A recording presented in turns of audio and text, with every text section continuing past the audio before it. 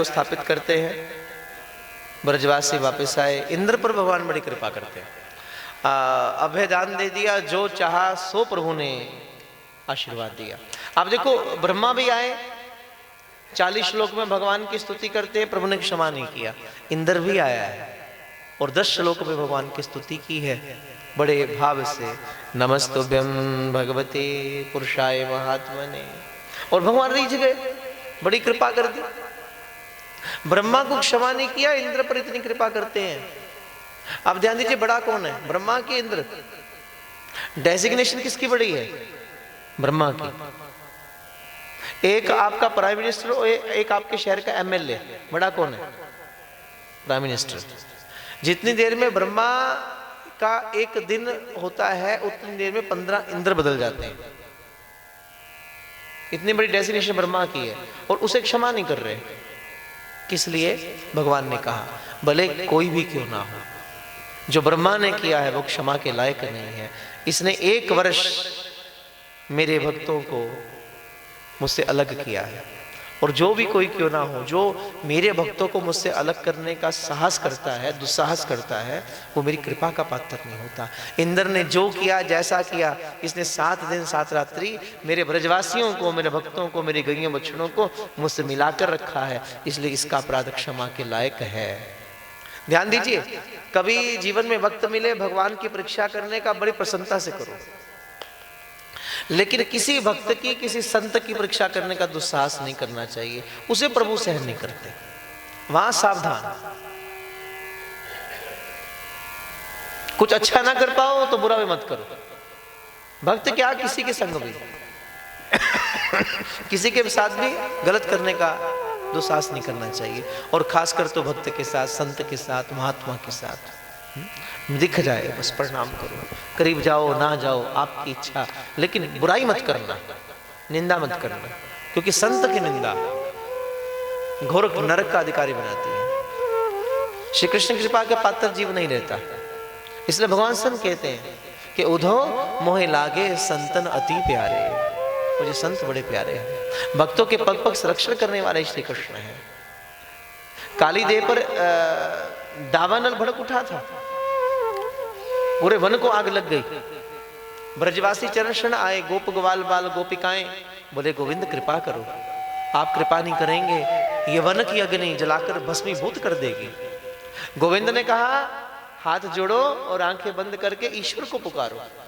सबने हाथ जोड़े, आंखें बंद की, और ब्रजवासियों के ईश्वर कौन है? श्री कृष्ण ही तो है।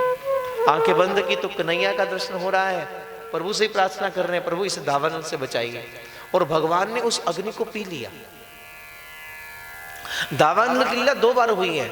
एक बार काली देव पर, जब भगवान कहते हैं आंखियां बंद कर लो, आंखियां बंद करवा के फिर अग्नि पी। और एक बार मध्याह्न के वक्त में ग्वाल बालों के साथ गैया चारण करने के लिए वन विहार कर रहे हैं, तो उस वक्त वन में आग लगी।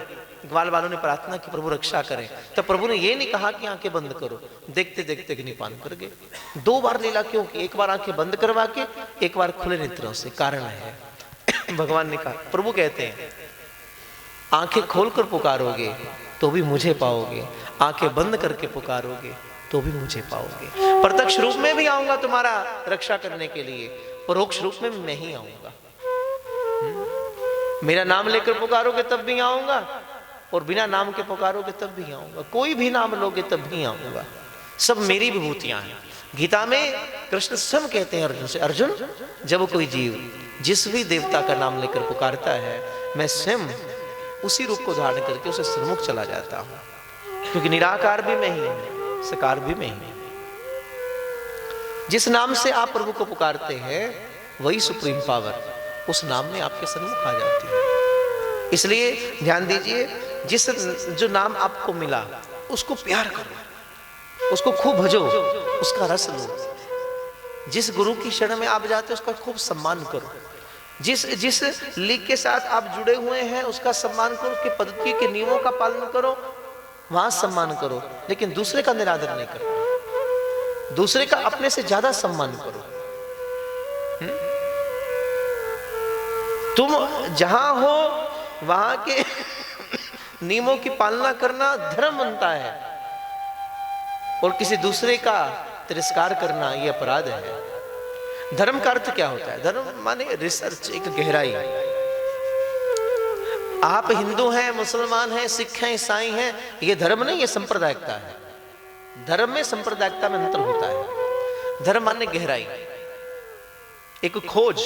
और अगर आप खोज नहीं करते हैं तो मत कहें आप धार्मिक हैं। धर्म माने गहराई, जहां पर उतरने के बाद, जहां पर पहुंचने के बाद जीव ये भी भूल जाए कि आप एक स्त्री हैं कि पुरुष हैं, तो ये ध्यान कैसे रहेगा कि आप हिंदू हैं कि मुसलमान हैं कि सिख हैं कि ईसाई हैं कि जो राष्ट्र हैं कि महावीर के जैनी हैं, क्या है। ये सब बहुत बहुत नीचे का लेवल है। ये जाति पाति ऊंच नीच ये सब बहुत नीचे का लेवल है। भक्ति पराकाष्ठा है। आप विचार करें सूक्ष्मता से, संसार में किसी जीव से प्यार हो जाता है, संसार में भी किसी से मोहब्बत होती है, तो क्या जीव जाति पाति देखता है? क्या ऊंच नीच देखता है? ये अमीर है, अमीर देखकर विवाह होगा, गरीब देखकर प्यार होगा, या अमीर देखकर प्यार होगा, या ये ब्राह्मण से है, ये शूद्र है, इससे भी प्रेम होगा? नहीं, प्रेम कुछ नहीं देखता। आप थोड़ा सा गहराई से मनन करें, जब संसार का प्रेम नहीं कुछ देखता, फिर श्री कृष्ण का प्रेम कैसे देखेगा? संसार का प्रेम भी इतना ऊंचा उठा देता है जीव को। कितनी समर्थता जीव में भरता है संसार का प्रेम भी। आप कभी सोचिए जरा, किसी से प्रेम हुआ और प्रेमी क्या दावे कर देता है, तू कहे तो काश से तारे तोड़ कर ला दूंगा। ले, तोड़ देगा? इतना बड़ा दावा, तू कहे तो काश से तारे तोड़ कर ले आऊं। हो सकता है? नहीं हो सकता, इट इज इम्पॉसिबल। लेकिन बात ये नहीं कि संभव के असंभव है, बात ये है कि संसार का प्रेम भी ये कहने की समर्थता पैदा कर देता है कि तू कहे तो आकाश के तारे तोड़ कर लाऊं, और प्रेम ब्रह्म से हो तो समर्थता कितनी होगी? फिर कहने की नहीं, करने की समर्थता हो जाएगी। किया है जिसने प्रभु से प्रेम किया, उसने ये समर्थता भी पैदा कर दी। रघुनाथ से प्रेम हुआ हनुमान, इतने योजन पार समुद्र को छलांग लगाकर चले। रघुनाथ से प्रेम हुआ वो उगते हुए सूरज को, बाल समय रवि बख्श लियो तब तीनों लोक भय अंधियारो, ताहि सुत्रास भय जग को यह संकट काहू सो जात न टारो, देवनयान करी विनती तब छाड़ दियो रवि कष्ट निवारो, को नहीं जानत है जग में कभी संकट मोचन नाम दिया। समर्थता, ईश्वर का प्रेम समर्थता पैदा करता है। संसार का प्रेम भी आप ध्यान दीजिए, अगर ये कहने की समर्थता जीव में पैदा करता है, तो ब्रह्म का प्रेम कहां तक आपको लेकर जाएगा? केवल रस के अनुभूति का, अपना स्वरूप पहचानने की बात है। बस पहचान गए तो पहुंच गए, वरना कितनी भागो सुन लो, क्या फर्क पड़ता है? भीतर चली जाए, यहां से गई यहां स्थापित हो जाए तो कुछ मोल है। तेरी बंदगी से पहले हमें कौन जानता था, तेरे नाम से है गाती दुनिया मेरा फसाना। अगर ये नाम यहां नहीं होता तो क्या आप मुझे जानते? नहीं। जो भक्ति मार्ग पर चलते हैं वो जग में अमर हो जाते हैं। एक यही मार्ग ऐसा है, अपना स्वरूप पहचानने का। तुम क्या हो, भागवत यही परिचय तो देती है, ये परिचय देती है। और होता क्या है, हम परिस्थितियों के गुलाम हो जाते हैं। परिस्थितियां हमें जकड़ लेती हैं, परिस्थितियां हमारा स्वभाव कई बार बदल कर रख देती हैं। मूल कुछ और है, मूल कुछ और है, और हम उस मूल को भूल जाते हैं और संसार की परिस्थितियों में जकड़े हुए कुछ और ही बन जाते हैं। वैसे समय का भाव है, पर फिर भी छोटी सी बात एक करूंगा। एक एक्सपेरिमेंट किया गया।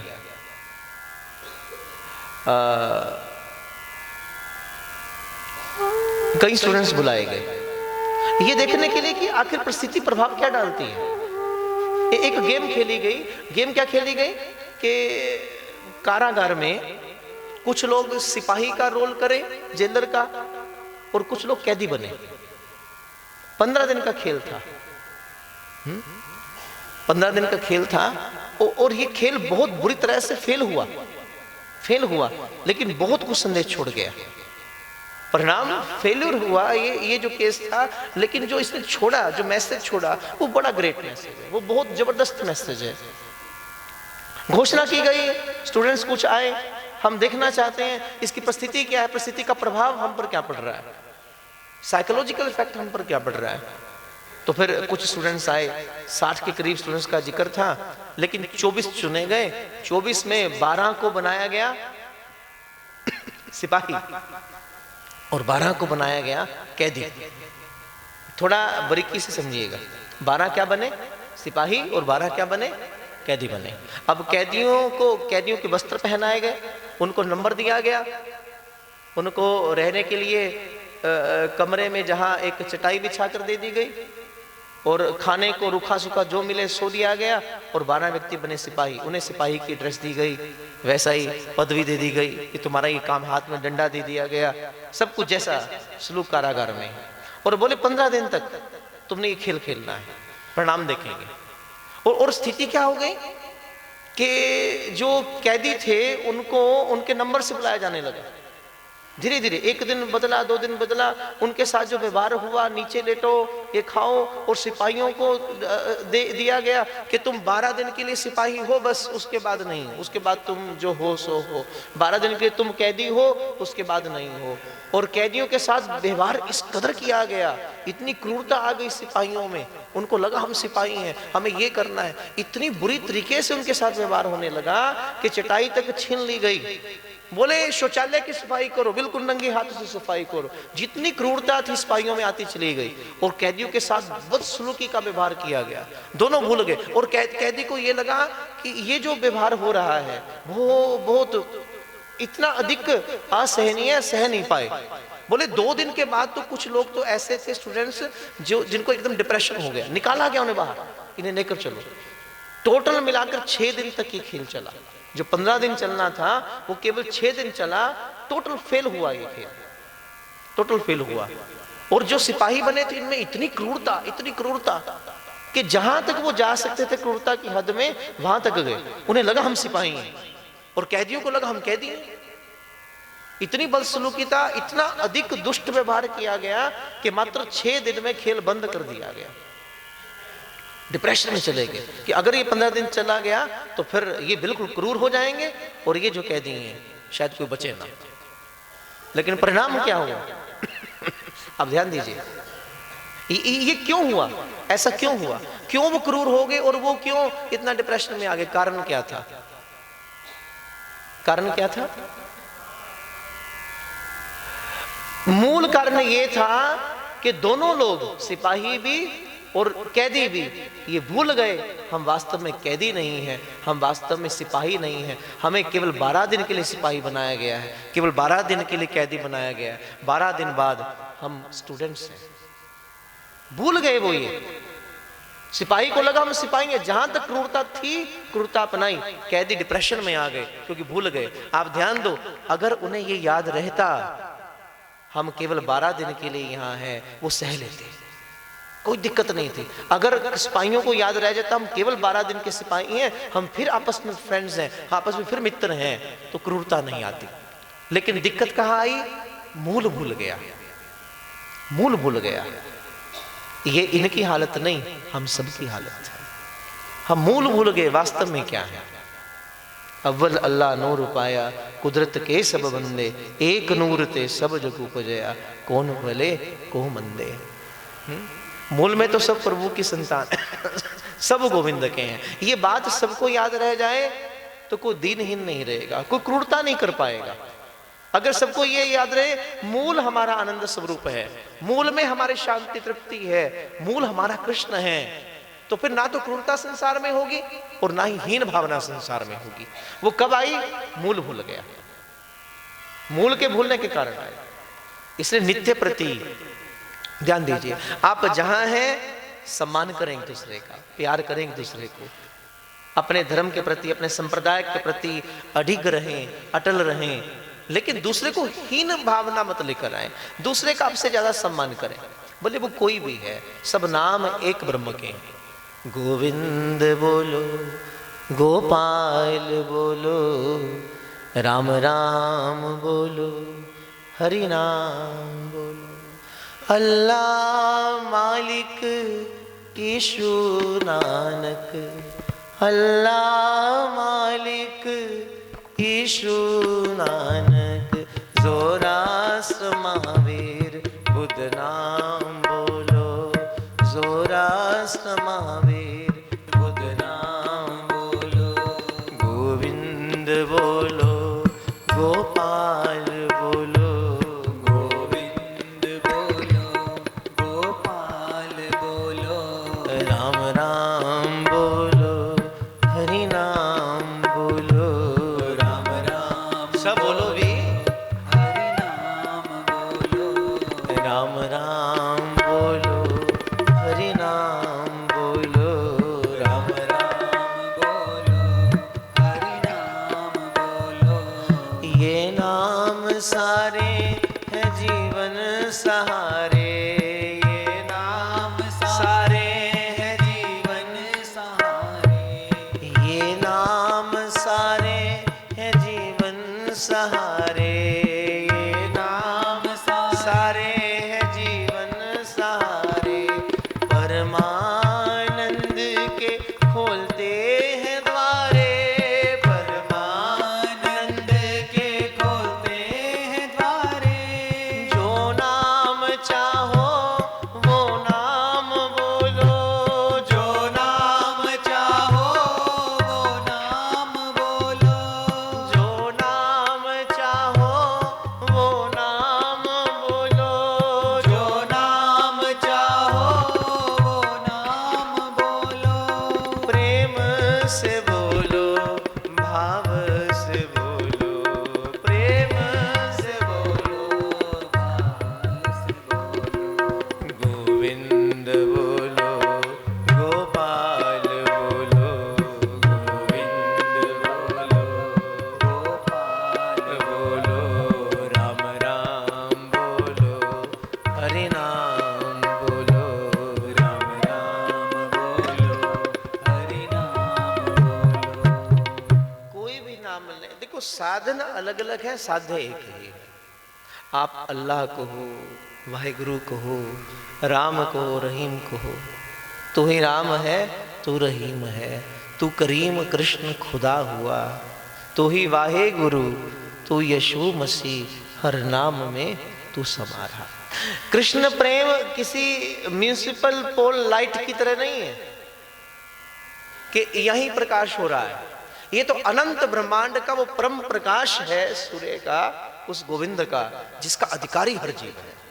यहाँ न झगड़ा जाति पाति का और न झंझट मजहब का, एक सभी की प्यास यहाँ पर, एक सभी का प्याला। सब नाम एक ही है, सब इनके ही है, कहीं से शुरू हो जाएगी खूब। और एक बात और बार बार कहता हूं मैं, जो नाम गुरुदेव ने दिया उसे नहीं बदलना। जो एक बार मिला, दिन रात 24 घंटे उसका स्मरण करो, फिर कुछ और नहीं करना। मैंने देखा लोगों को दीक्षा लेने के बाद भी सब तरह के पाठ कर रहे, कभी कुछ कर रहे, उसका अर्थ क्या है? जो नाम प्रभु ने आपको, जो गुरुदेव ने दे दिया। देखो नाम दीक्षा किस लिए होती है, ध्यान दीजिए। According to second law of thermodynamics, ये नियम शो करता है कि संसार में प्रत्येक चीज की प्रकृति बिखरना है। ध्यान से समझिएगा, हर चीज की प्रकृति बिखरना है। कैसे? आप एक गिलास में गर्म पानी रखिए, नॉर्मल टेम्परेचर पर सामने रखिए, आप थोड़ी देर बाद देखेंगे पानी ठंडा हो जाएगा, होगा कि नहीं? गर्म पानी यहां लाकर रखिए, थोड़ी देर बाद ठंडा हो जाएगा। किस लिए? क्योंकि उसके जो मॉलिक्यूल्स हैं वो बिखर रहे हैं। नॉर्मल टेम्परेचर के साथ मिलने के बाद वो ठंडा हो गया। आप रेत का घरौंदा बनाया, आपने बनाया है, थोड़ी देर बाद देखेंगे अपने आप बिखर जाएगा। बिखेरेगा कोई नहीं, अपने आप बिखर जाएगा। ये मूल स्वभाव है प्रकृति का, प्रत्येक चीज का, प्रत्येक चीज की आदत बिखरना ही है, अपने आप बिखरना है। लेकिन एक बात मूल में ध्यान दीजिए, गर्म पानी अपने आप ठंडा हो गया, क्या ठंडा पानी उसी टेम्परेचर पर अपने आप गर्म हो सकता है? नहीं होगा। उसी उसी टेम्परेचर पर, नॉर्मल टेम्परेचर पर आपने यहाँ गर्म पानी रखा, थोड़ी देर बाद ठंडा हो गया, क्या वो ठंडा पानी अपने आप गर्म हो सकता है? नहीं होगा। उसे गर्म करने के लिए आपको एक एक्सटर्नल एजेंसी का प्रयोग करना पड़ेगा, को टेम्परेचर देना पड़ेगा, किसी माध्यम से आपको बाहर का प्रयोग करके फिर उसको गर्म करना पड़ेगा। सही कि गलत? बोलो पीछे वाले बच्चे। हाँ सही। रेत का घरौंदा आपने बनाया, बिखर अपने आप गया, क्या बिखरी रेत अपने आप घरौंदा बन सकती है? नहीं बनेगी। उसको बनाने के लिए आपको खुद कुछ प्रयोग करना पड़ेगा, तब बनेगी। बिल्कुल उसी तरह हमारे मन की प्रकृति भी यही, मन बिखरता है, मन हमेशा बिखरता है, और इस बिखरे मन को व्यवस्थित करने के लिए भी अब कोई चाहिए, और वो कौन है? वही संत है जो बिखरे मन को व्यवस्थित करता है। नाम से पहले हमारा मन हजारों दिशाओं में घूम रहा है, और सब देख लो सबका घूम रहा है। सभी कहते हैं बैठते हैं बस हजारों विचार, माने मन बिखर रहा है, हजारों दिशाओं में बिखर रहा है। कभी लगता है राम राम स्मरण करो, कभी लगता है शिव करो, कभी बोले वाहेगुरु करो, कभी करे यहाँ जाऊं माता रानी का नाम जप लूं बड़ा अच्छा रहेगा, बड़ी कृपा हो जाएगी, महादेव के पास ना करो, भोले बाबा तो ऑर्डर जानी है, वो पल में मिनट में ना जाने कहाँ कहाँ पहुंचा दें। मन बिखर रहा है, अटकाव है मन में कभी कुछ नहीं, इसलिए आप एक स्थान पर नहीं पहुंच पाएंगे। गंगा जी के उस पार जाना एक नाव बहुत है, 10 नाव है, 10 में सवार होके कैसे जाएंगे? यही व्यवस्था है। बिखरे हुए मन को व्यवस्थित करने का कार्य एक सदगुरु करता है। वो आता है, वो कृपा करके एक नाम देता है, फिर आपके मन को उस नाम के साथ जोड़ता है, and this is life long process. उस नाम के साथ जीवन बिताना है। फिर दिन रात शबरी दिन रात क्या जपती रही? राम राम राम राम राम राम। मीरा दिन रात जपती रही हे कृष्ण हे कृष्ण हे कृष्ण हे कृष्ण। प्रहलाद दिन रात जपते रहे श्री हरि हरि हरि हरि। संत ज्ञानेश्वर जपते रहे। नाम एक ही जो गुरुदेव प्रदान कर दें, उसके साथ चलोगे फिर धीरे धीरे आप रस की अनुभूति करोगे। गोपिकाओं देखो, ब्रजवासी जितने, आंखें बंद करें आंखें खोल लें, केवल कृष्ण है, केवल कृष्ण है। मन में बसी बस चाह यही, प्रिय नाम तुम्हारा उचारा करो। बिठला के तुम्हें मन मंदिर में बस मोहनी रूप निहारा करो। भर के दृग पात्र में प्रेम का जल, चरण तुम्हारे पखारा करो। वन तुम्हारी प्रेम पुजारिन प्रभु, बस आरती भव्य उतारा करो। कुछ और नहीं, कहीं और बिखराव नहीं गोपिकाओं के मन में, कहीं और बिखराव नहीं। उधो बोल तो रहे, उधो कहते हैं गोपिकाओं तुम अपना मन ब्रह्म में लगा लो, थोड़ा ध्यान कर लिया करो आंखें बंद के करके। गोपिकाओं ने स्पष्ट उत्तर दिया, ए उधो बोरा गए हो, मन 20-30 होते तेरे ब्रह्म में लगा लेती। एक ही मन है, श्री कृष्ण के साथ लग गया, किसी और के साथ लगेगा नहीं। फिर हमारा मन क्यों बिखर रहा है? मन एक है, ध्यान दीजिए। आंखें 2 दी भगवान ने, क्यों दी? किसी भी चीज को देखो 2 बार देखकर तब पक्का निर्णय करना, सही देखा कि गलत देखा। कम से कम 2 बार। कान 2 क्यों दिए? कम से कम 2 बार सुनो फिर पक्का निर्णय करो, कच्ची बात मत करना। इसलिए नासिका छिद्र 2 है, काम चलता रहे श्वास का। जुबान एक क्यों दी? कहो सको पलटो नहीं। मन एक क्यों दिया? एक जगह रमण करे, एक जगह स्थिर हो जाए, एक एक एक एक रस में हो जाए। आप विचार करो, विवाह होता है अग्नि के समक्ष, वो प्रतिज्ञाएं जीवन भर, और हमारी संस्कृति कैसी है? 7 जन्म, कम से कम 7 जन्म। तेरा पीछा ना छोड़ूंगी सोनिया, 7 जन्म कम से कम चाहिए, इससे कम में काम नहीं चलेगा। संस्कृति 7 जन्म की बात कर रही है। एक मानव का, एक इंसान का इंसान से विवाह हो रहा है, 7 जन्म की प्रतिज्ञा है। और जो आत्मा के पति हैं उनके साथ, उस नाम के साथ रिश्ता, उसको प्रतिदिन अलग अलग कर दिया जाता है। एक नाम मिला जीवन भर, एक जन्म नहीं, जन्म जन्म संबंध फिर वहां पर है। तुम हो एक या गोचर सबके प्राणपति, वो प्राणों के पति हैं, वो आत्मा के स्वामी हैं। तो मैंने कहा भागवत की पूर्णता कहाँ है? जहां जीव रूपी प्रेयसी परमात्मा रूपी प्रीतम से मिलेगी। जब तक महारास नहीं आएगी जीवन में, तब तक भागवत अधूरी है। और जिस दिन आपके जीवन में महारास आई, समझिएगा भागवत पूरी होगी, वहां परिपूर्णता है। महारास में परिपूर्णता। और देखो प्रारंभ कहां से हो रहा है? गोपिकाएं मां कात्यायनी के मंदिर में जा रही है, यमुना का स्नान करके संकल्प ले रही है। हेमंत ऋतु का प्रारंभ हो रहा है और 1 वर्ष की हेमंते प्रथम मास नंद ब्रज कुमारी का हेमंत ऋतु का प्रारंभ होने जा रहा है। 1 वर्ष की 6 ऋतुएं, 2-2 माह की 1-1 ऋतु है। हेमंत ऋतु का प्रारंभ हुआ। अब देखो जो मैं कहने जा रहा हूं, अब जो व्यासपीठ बोलेगी इसको थोड़ा गहराई से समझिएगा। यहां दिमाग छोड़ दें, दिमाग इस विषय को नहीं समझ पाएगा। ये अंतर आत्मा का विषय है।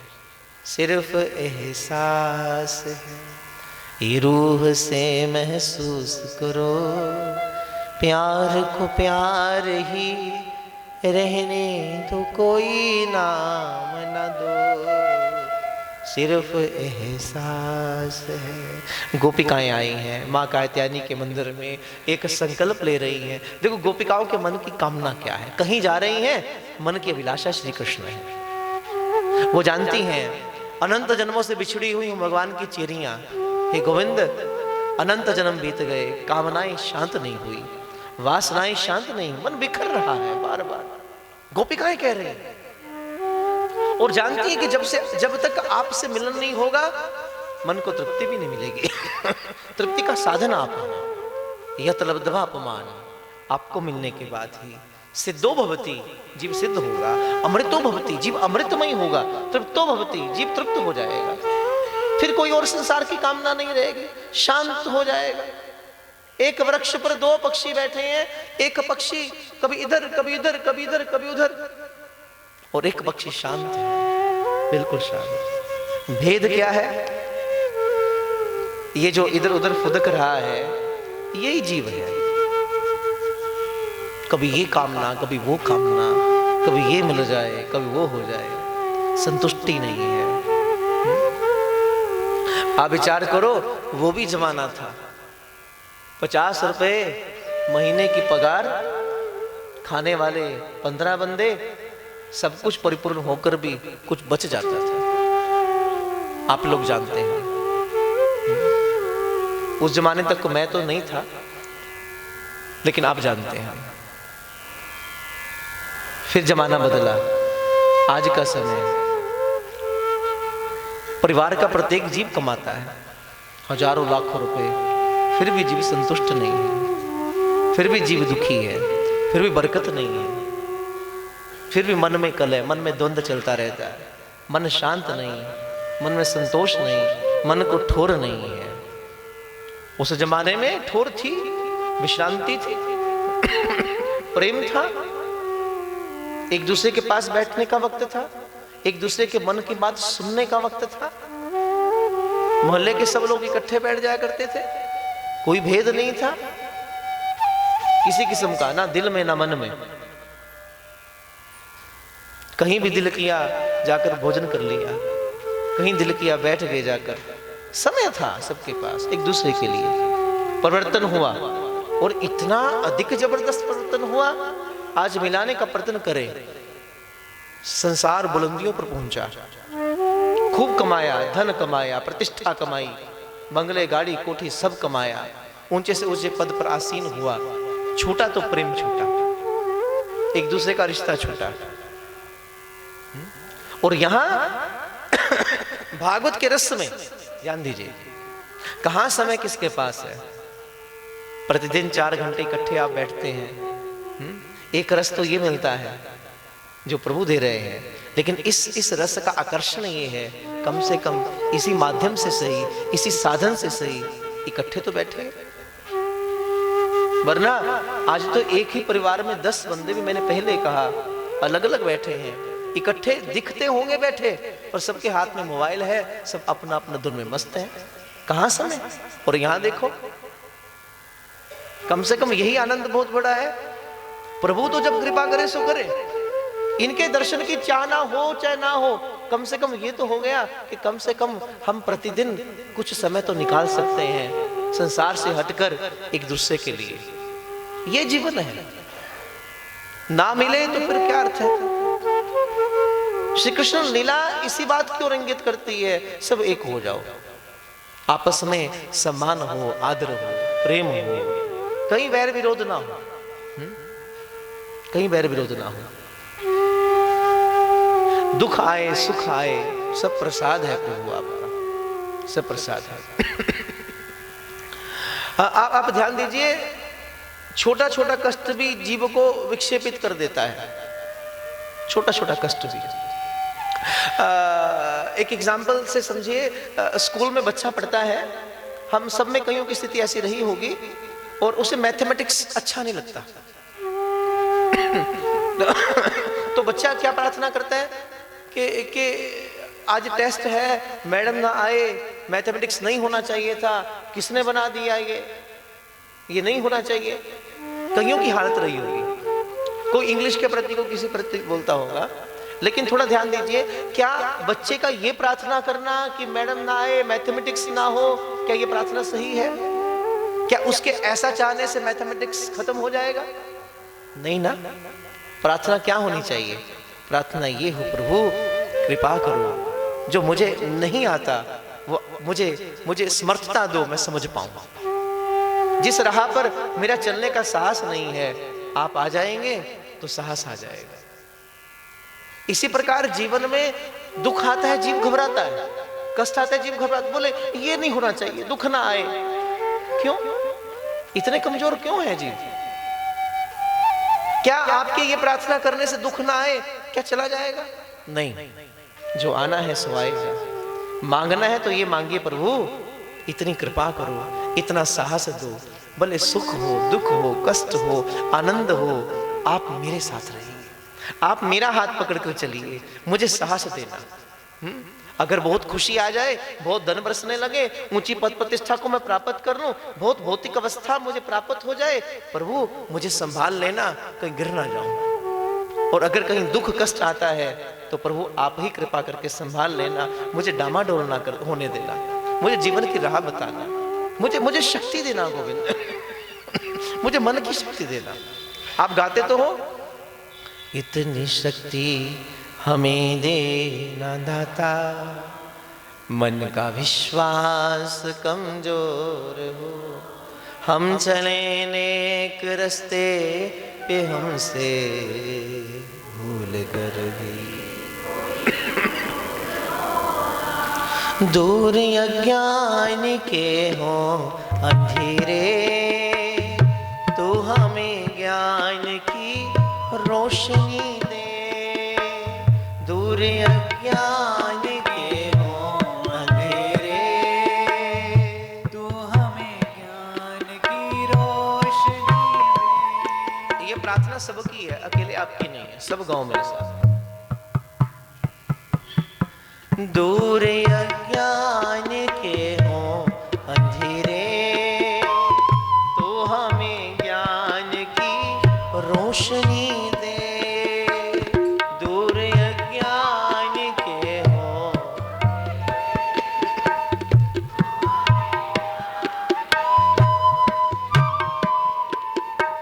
हर बुराई से बचते रहे हम, जितनी भी दे भली जिंदगी दे, वैर होना किसी का किसी से, भावना मन में बदले की होना, हम चले नेक रस्ते पे हमसे भूल कर भी,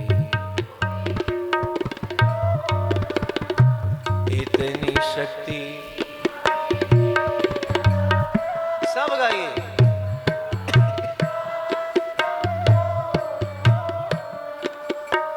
इतनी शक्ति हमें देना दाता,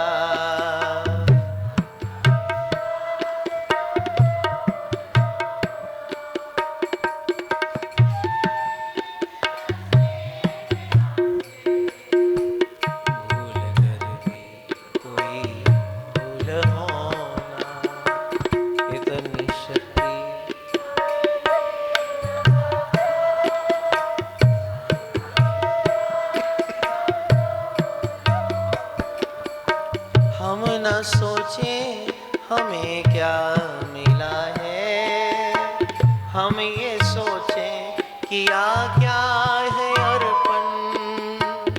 हम न सोचे हमें क्या मिला है, हम ये सोचें।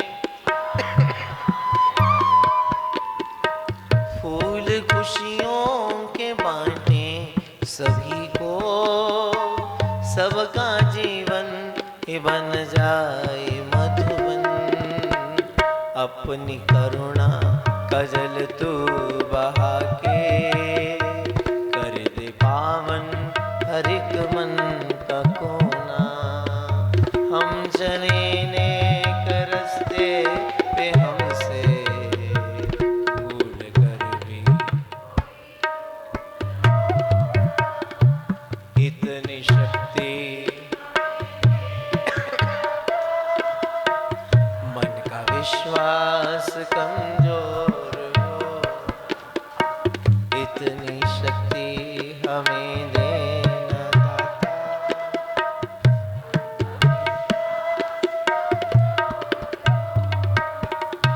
इतनी शक्ति हमें देना दाता, मन का विश्वास। ये प्रार्थना करो, प्रभु हमारे अंग संग रहे, आप हमारी ताकत है, हमारी शक्ति है, आप मार्ग दिखाना, सद्बुद्धि प्रदान करना, मार्ग देने वाले आप हैं। कभी भटक ना जाऊं, छोटी छोटी विक्षेपता कभी मुझे गिरने ना दे, आप संभाल लेना। प्रभु आएंगे, पग पग उनका अनुभव करें। देखो वृंदावन धाम की ये गोपिकाएं ग्वाल बाल प्रत्यक्ष अनुभूति में है। ये गोपिकाएं आंखें बंद करके कृष्ण का चिंतन नहीं करती, कभी नोट करना, खुली आंख से उन्हें पाती है, खुली आंख से समाधि लगाती हैं। लाली तेरे लाल की तित देखूं तित लाल, और लाली जो देखन मैं गई फिर मैं भी हो गई लाल। खुली आंखों से समाधि लगाती हैं। आई मां कात्यायनी के मंदिर में, एक अभिलाषा है इनके चित्त में, बस श्री कृष्ण, कुछ और नहीं चाहिए। और हम देखो हमारी प्रकृति कैसी है, इतनी हजारों इच्छाएं मन में जीव पाल कर बैठा है, तो ठोर मिले तो कैसे मिले। कहीं एक दर पर यकीन नहीं, कहीं एक छोर पर जीव को भरोसा नहीं है, तो भटकाव है, कहीं स्थिर हो जाइए। ब्राह्मण ने धन्ना जाट को पत्थर दिया, शालिग्राम नहीं दिया। इतना भोलापन धन्ने के अंदर, बोले गुरुदेव कृपा करो, आप सेवा करते हो ठाकुर जी की, मुझे दे दो। बोले बदले में कुछ दे दे, दे दिया अपनी जो भैंस इत्यादि थी भेंट कर दिया। और बदले में ब्राह्मण ने धोखे से मात्र पत्थर दिया था, शालिग्राम नहीं दिया, आप सब जानते हैं। लेकिन आस्था, अंतर का यकीन, आया पत्थर के सन्मुख भोजन लेकर प्रभु स्वीकार करें। भोलापन हो, भगवान क्यों नहीं रीझेंगे। निर्मल मन जन सो मोहि पावा, अंतर का भोलापन, अंदर की सहजता। आपकी विद्वता यहां नहीं चलेगी, आप कितने समझदार हैं यहाँ नहीं चलेगा, आप कितने धनवान हैं यहाँ नहीं चलेगा, आपके कितने बैंकों में बैलेंस है कोई गिनती में नहीं है। आपके अंदर कितना भोलापन है उस पर प्रभु रीझ जाएंगे। आपके अंदर कितनी सरलता है। देखो प्रभु को पाने का केवल एक तरीका है, भले हमें स्तुति ना आती हो, भले हमें कोई गीत गाना ना आता हो, भले भले कुछ नहीं पता हमें। एक विद्यालय में बिल्कुल छोटा सा बच्चा जो अभी प्रारंभ किया स्कूल जाना, क ख ग भी जिसे नहीं आता, सुबह प्रेयर असेंबली होती है, सब बच्चे खड़े हैं और वो भी खड़ा है, मात्र क ख ग बस इतना आता है, कोई प्रार्थना कुछ नहीं आती, बोलना भी नहीं आता, और खड़ा होता है और कुछ ना कुछ बोल देता है बस। बड़े बच्चों ने नोट किया, बोले इसे अभी तो आया है, क ख भी नहीं आता और ये तो कुछ बोलता रहता प्रार्थना। गुरुदेव ने पूछा, बोले बेटे एक बात बता, ये सब लोग प्रार्थना करते हैं, तू भी उतनी देर बोलता रहता है, तुझे प्रार्थना आती है? बोले नहीं आती। बोले फिर बोलता क्या है? बोले गुरुदेव मैं तो हाथ जोड़कर आंखें बंद करके ठाकुर जी को क ख के सुना देता हूँ 3-4 बार, और फिर उसके बाद प्रभु से कहता हूँ प्रभु जितनी प्रार्थनाएं हैं वर्णमाला से बनती हैं, वर्णमाला मैंने सुना दी है, प्रार्थना प्रभु खुद बना लेना। बना लेंगे, अंतर का भाव होगा तो प्रभु कृपा क्यों नहीं करेंगे। कुछ भी ना आता हो अच्छी बात है। आज की सबसे बड़ी दुविधा यही है कि जीव सोचता मुझे सब कुछ आता है बहुत बड़ा हो गया, मेरे पहले का बड़ा नहीं, बचपन स्थिर रहना चाहिए। कड़ी धूप में अपने घर से निकलना, वो चिड़िया वो बुलबुल वो तितली पकड़ना, वो गुड़िया की शादी में लड़ना झगड़ना, वो झूलों से गिरना, वो गिरकर संभलना, भुलाए नहीं वो पीतल के छल्लों के प्यारे से तोहफे, वो पीतल के छल्लों के प्यारे से तोहफे, वो टूटी हुई चूड़ियों की निशानी, वो टूटी हुई चूड़ियों की निशानी। ये जो बचपन की अवस्था, ये जो प्रेम की परम अवस्था है, वो भीतर रहे तो जीवन भटकेगा ना, वरना आज तो भटकाव है, अटकाव है, कहीं मन स्थिर नहीं है। इनकी शरण में आओगे, गोपिकाओं की शरण में स्थिरता प्रदान कर देंगे। एक लक्ष्य भीतर है श्री कृष्ण।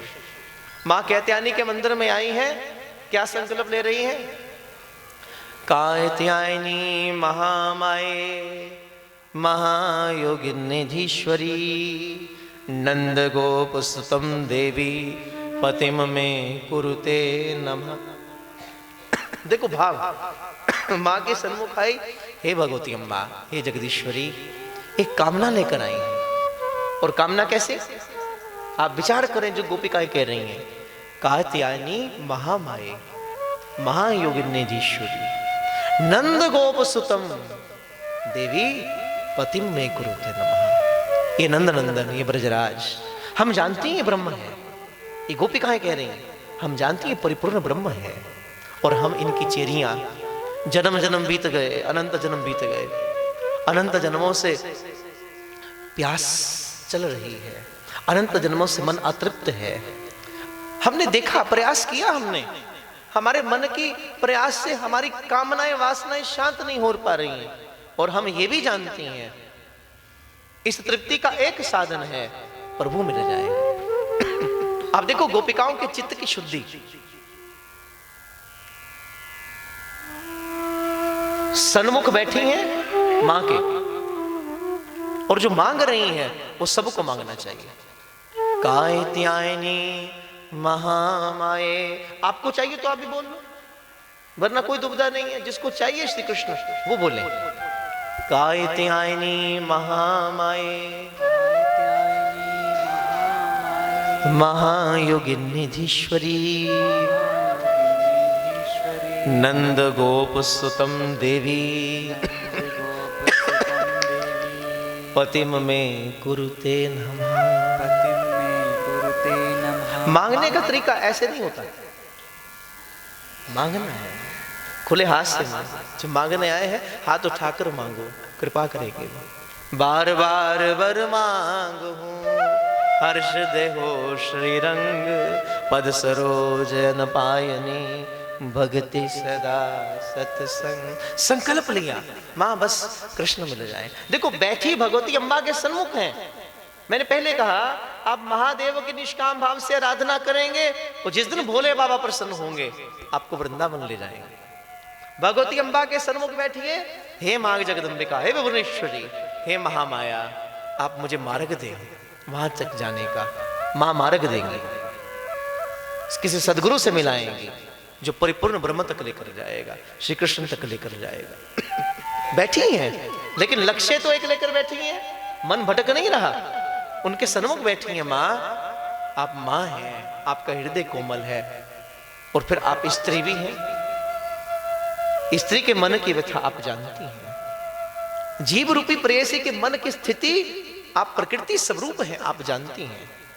और वो पुरुष है, वो परब्रह्म है। अनंत ब्रह्मांड के ही तो दो रूप है, एक पुरुष एक प्रकृति। पुरुष केवल और केवल श्री कृष्ण है। थोड़ा संभल कर बात समझिएगा। पुरुष केवल श्री कृष्ण है, श्री कृष्ण को छोड़कर बाकी सब उसकी प्रकृति है। और इस लीला का अगर अंतर्भाव से रस लेना है तो भूल जाइए कि आप स्त्री हैं कि पुरुष हैं, क्योंकि जब तक ये याद रहेगा स्त्री हो कि पुरुष हो, इसका अर्थ आप मात्र भौतिक देह है। क्योंकि भौतिक देह स्त्री या पुरुष है, आत्मा का धर्म ये नहीं है।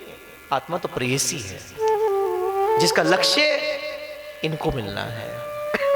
बैठी हैं गोपिकाएं, क्या रस लेकर, क्या आनंद लेकर, मां बस मार्ग दे दो। देने वाले गोविंद खुद हैं, आई है एक अभिलाषा लेकर, नेत्र बरस रहे, संकल्प लिया हम व्रत करेंगे, हम उपवास करेंगे। लेकिन व्रत का अर्थ क्या होता है, ध्यान दीजिए। भूखे रहना, भोजन छोड़ देना, ये व्रत नहीं है। व्रत माने संकल्प करना। ये संकल्प कर रही हैं हम। अब जब तक ये नहीं मिलेंगे जीवन रुकेगा नहीं, हम रुकेंगे नहीं। जहां तक जाना होगा चलेंगे, लेकिन अब ये चाहिए। अनंत जन्म बीत गए हैं, कब तक चलती रहेंगी? एक ठोर मिले। मां प्रार्थना कर रही है, संकल्प किया, और संकल्प करने के बाद गोपिकाएं अब स्नान करती हैं यमुना के जल में। वस्त्र उतारे, चीर उतार कर घाट पर रखी, बिल्कुल नग्न होकर गोपिकाएं यमुना के जल में प्रवेश कर रही हैं। ठीक उसी वक्त नंदनंदन आए हैं और गोपिकाओं की चीर का हरण करके श्याम सुंदर कदम की डार पर चढ़कर बैठ गए। गोपिकाओं के चीर को कहां रख रहे हैं? कोई यहां रखा है, कोई यहां रखा है, कोई यहां रखा है, कोई यहां रखा है। अपना दिव्यतम स्पर्श श्री कृष्ण गोपिकाओं के चीर को दे रहे हैं। स्नान कर रही गोपिकाएं, और स्नान करने के बाद गोपिकाएं जब बाहर आने का प्रयत्न करती हैं तो देखा कि घाट पर चीर नहीं है। बोले चीर कहां गए? अगल बगल देखा तो सामने कदम की डार और उस पर छलिया बैठे हैं, वस्त्र लेकर बैठे हैं। पुकारा गोपिकाओं ने, हे नंदनंदन, हे छलिया, हमारे चीर क्यों ले गए? चीर वापस दो नटखट कन्हैया। कृष्ण कहते हैं, गोपिकाओं चीर चाहिए? बोले हाँ। बोले बाहर आओ। बोले प्रभु इस अवस्था में हम बाहर आएंगे? बोले हाँ, चीर चाहिए तो बाहर आना पड़ेगा। आप विचार करो, नंदनंदन ये लीला क्यों कर रहे हैं? किसलिए कहते गोपिकाओं को चीर चाहिए तो बाहर आओ? इसी अवस्था में आप मूल में जाइए जरा। देखो एक कारण जो लोग कहते हैं भगवान गोपिकाओं को मर्यादा सिखाना चाहते हैं, सामाजिक मर्यादा का उल्लंघन कर रही हैं आप। ये सामाजिक प्रतिष्ठा नहीं है, ये मर्यादा नहीं है, जल देवता का अपमान भी है, ये प्रकृति का अपमान कर रही हैं आप। इस अवस्था में स्नान करना आपको शोभा नहीं देता। लेकिन ये तो केवल एक सामाजिक कारण है, और श्री कृष्ण की लीला में सामाजिक कारण नहीं होता। श्री कृष्ण की लीला में अलौकिक कारण है, आध्यात्मिक कारण है। क्यों प्रभु ये लीला कर रहे हैं? किस लिए कहते हैं महाराज? वृंदावन गए हैं आप सभी?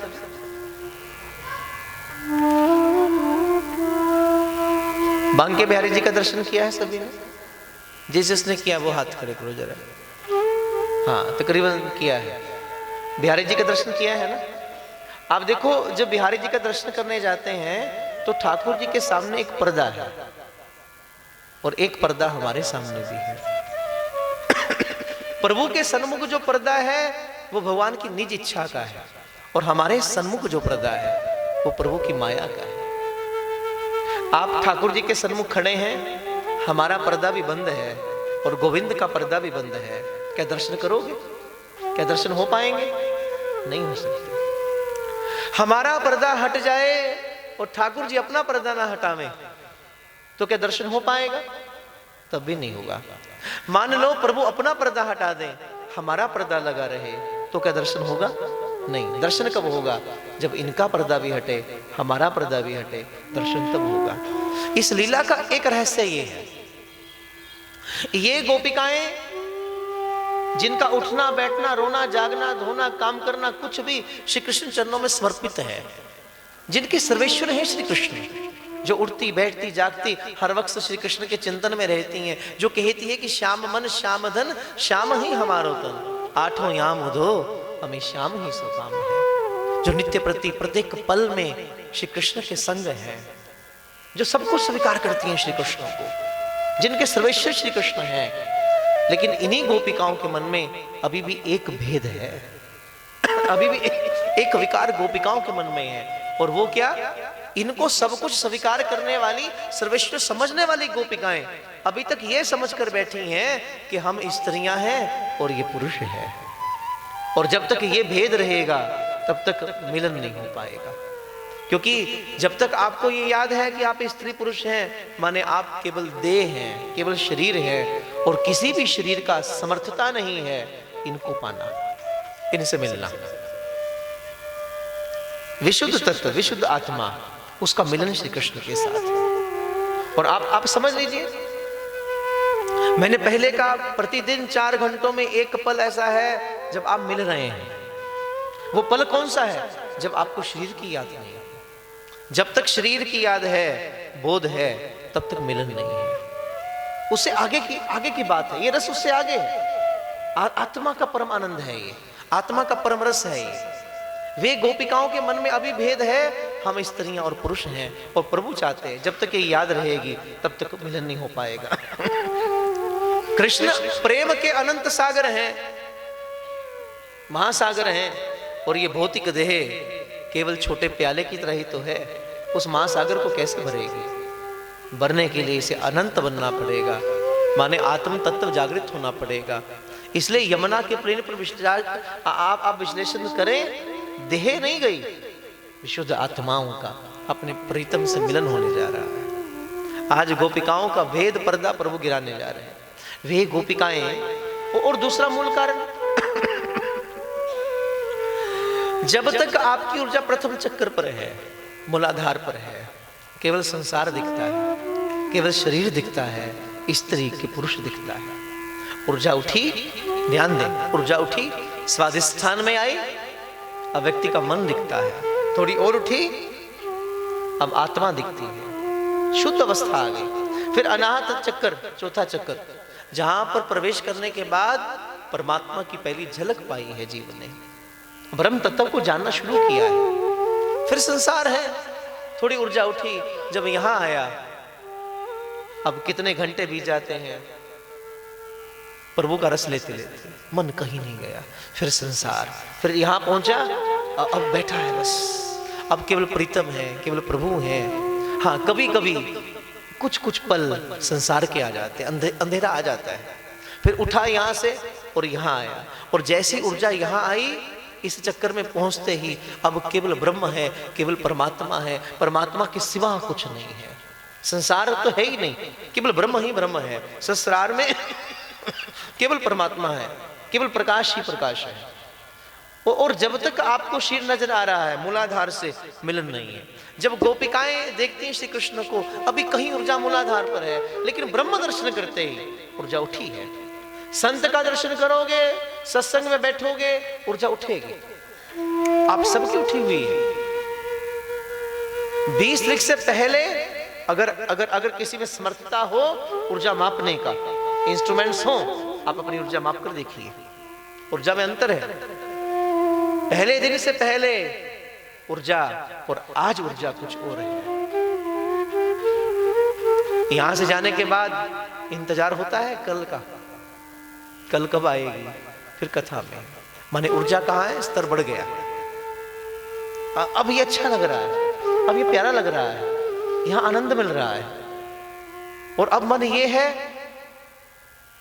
कल की सांझ चलती रहे, ये आनंद बरसता रहे। अब स्थिति ये है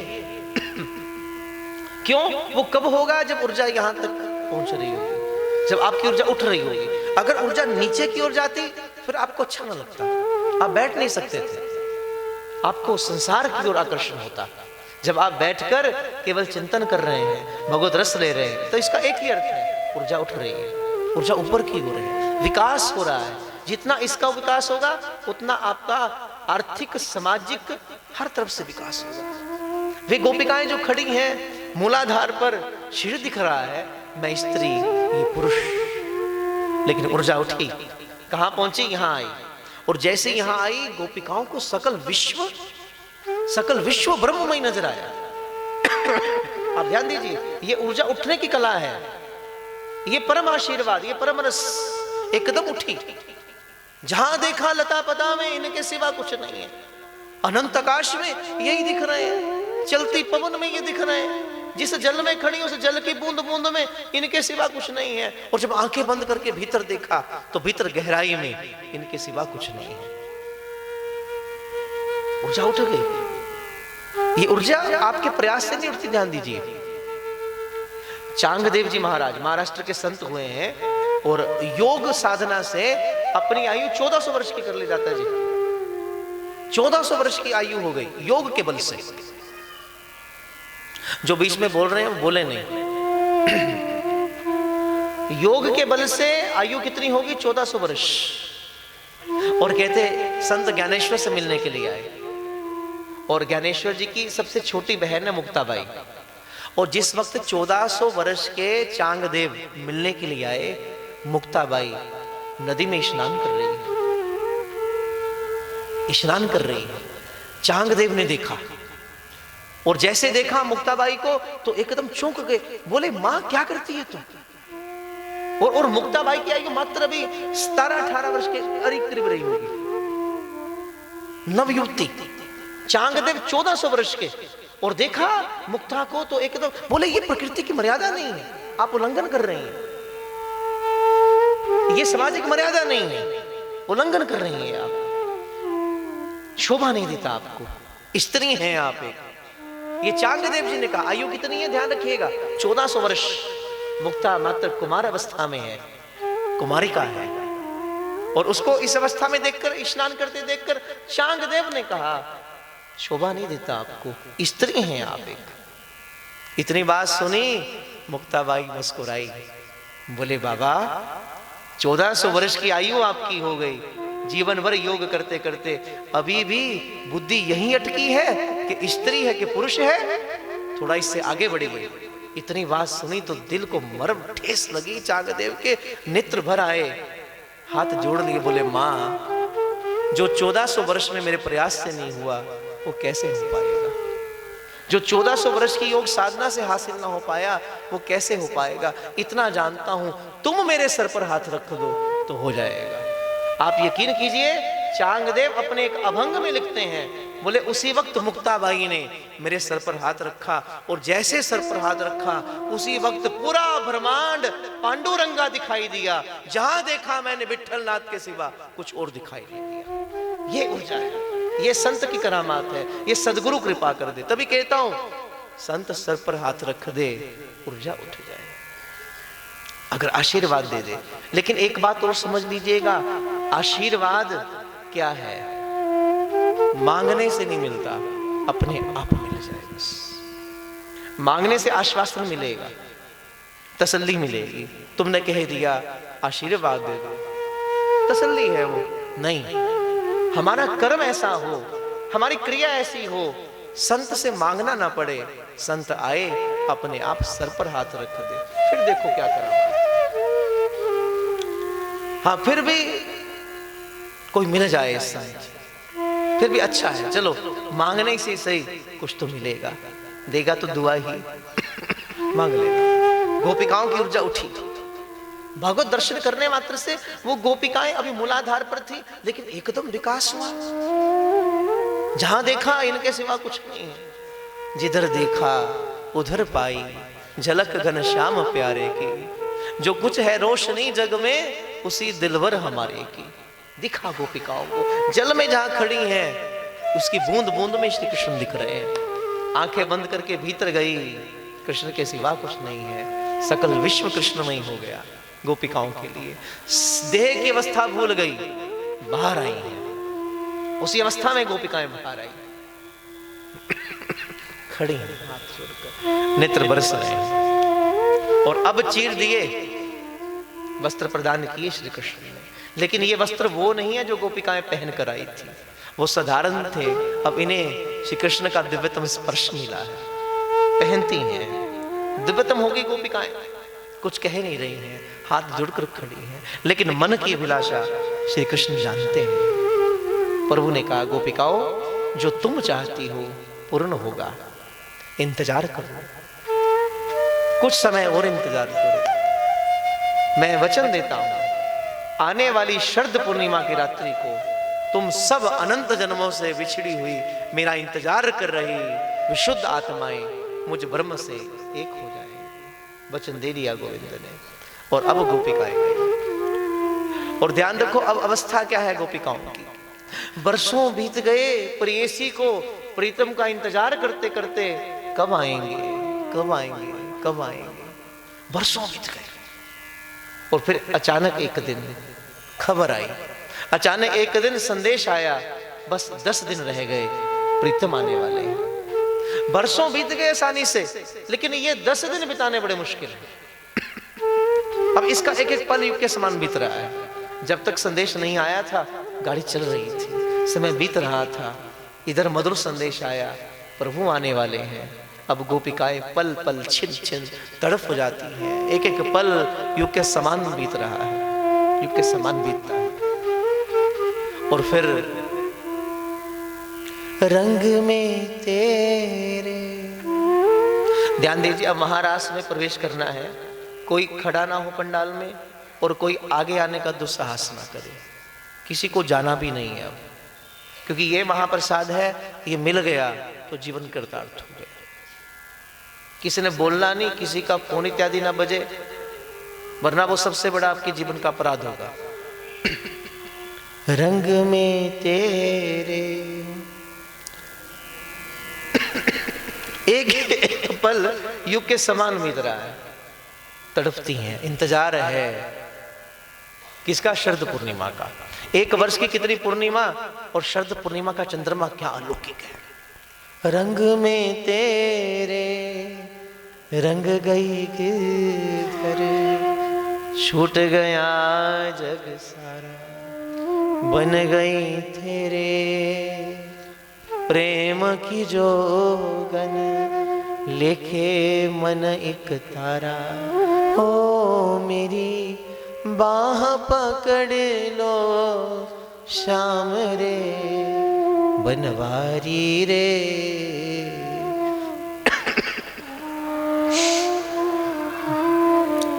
मुझे दुनिया वालों से, इस लीला में अगर कोई आ भी जाए तो चुपचाप पीछे बिठा देना, आगे आने का दुस्साहस ना किया जाए। ये ध्यान रखिएगा। जो मेन गेट पर बैठे हैं, कृपा आपकी सेवा है ये। जो बाहर बैठे हैं, अंदर बैठे हैं, तो आप थोड़ी ये सेवा निभाइएगा। कोई आए शांति से बिठा देना। बनवारी रे जीने का सहारा तेरा नाम रे, मुझे दुनिया वालों से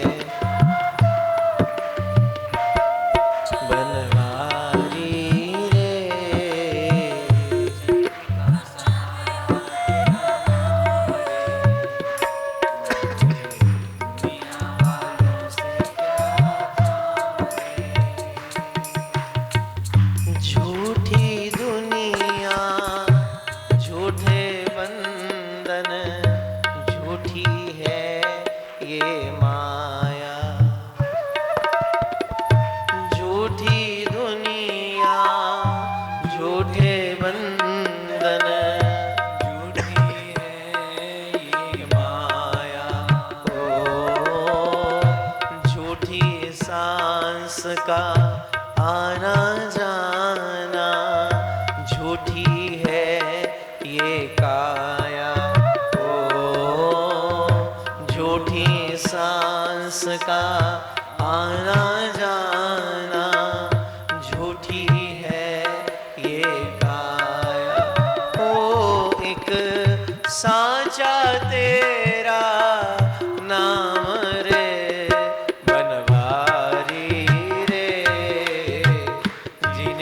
सहारा तेरा नाम रे, दुनिया वालों से क्या काम है। बनवारी रे जीने का सहारा तेरा नाम रे, मुझे दुनिया वालों से क्या काम रे। दर्शन जिस दिन पाऊं हर चिंता मिट जाए। दर्शन तेरा जिस दिन पाऊं हर चिंता मिट जाए। ओ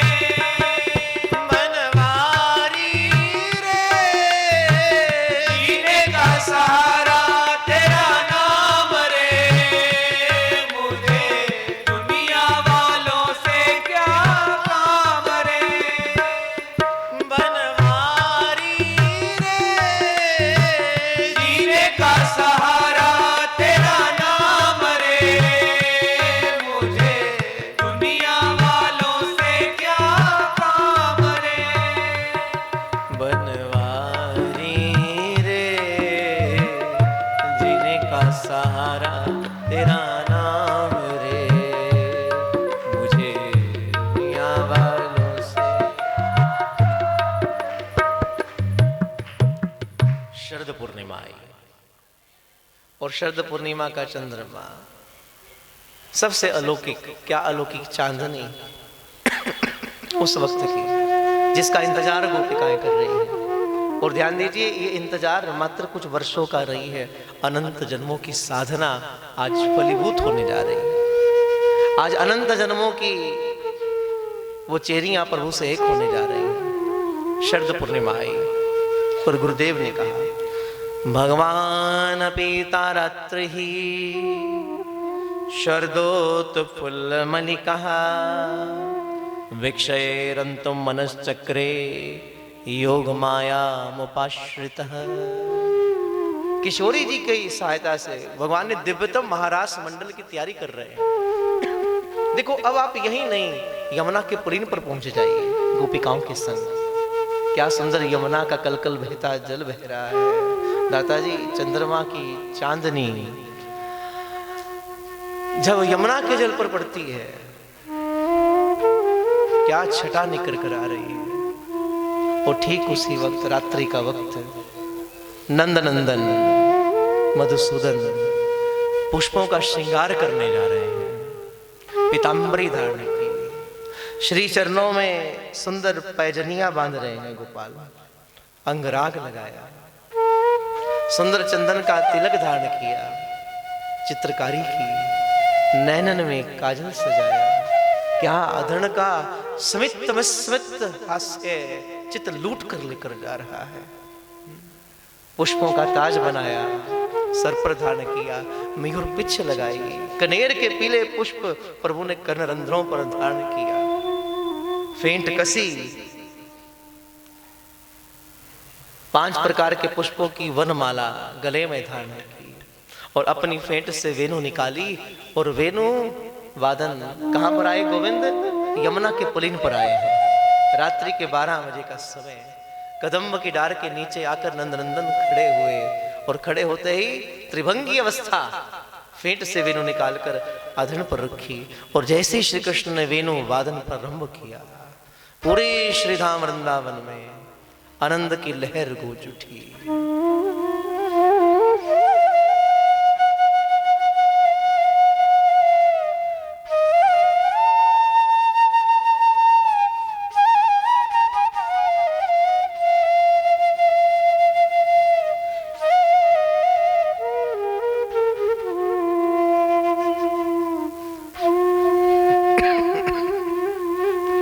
ये पल जिसका इंतजार गोपिकाएं कर रही है।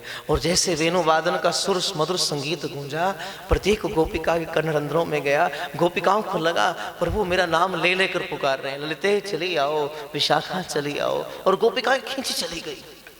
जो जैसी अवस्था में थी उसी अवस्था को धुरा छोड़कर दौड़ी, कोई होश नहीं। भगवान की वेणु की ध्वनि सुन जाए और हमें होश रहे तो इसका अर्थ प्रेम नहीं है। ये प्रेम की उच्च परिकाष्ठा, ये प्रेम की परम परिणति जो गोपिकाओं में है। आप ध्यान दीजिए, क्या वृंदावन धाम में कोई और नहीं था? लेकिन सुननी किसने? जिसकी प्यास श्री कृष्ण है, जिसकी अभिलाषा गोविंद है, सुना। और क्या गोपिकाओं की विशुद्ध अवस्था होगी। जो झाड़ू पहाड़ कर रही थी छोड़कर चली गई, जो अपने आप को सजा रही थी, नैनन में काजल डाल रही थी, वो यूं ही एक आंख में डालकर चली गई।